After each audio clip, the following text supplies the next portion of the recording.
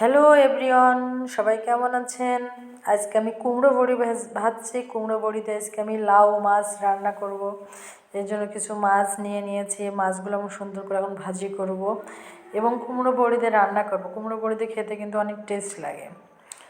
এই জন্য আমি মশলা সুন্দর করে ভরে নিচ্ছি এবং লাউগুলো খুব ভালো করে কেটে নিয়েছি। নিয়ে আমি ভালোভাবে আমি লাউটার মশলা দিয়ে এখন কষাবো।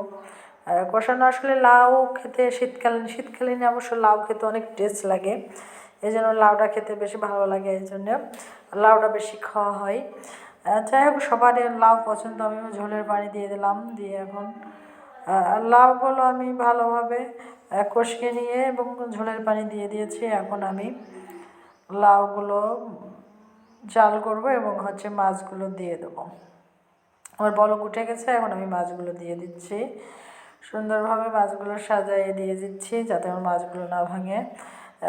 কেমন লাগে আপনাদের লাউ রান্না অবশ্যই জানাবেন। এবং রান্না আমার হয়ে গেছে, দেখেন কত সুন্দর হয়েছে। তরকারিটার কালার অনেক সুন্দর হয়েছে।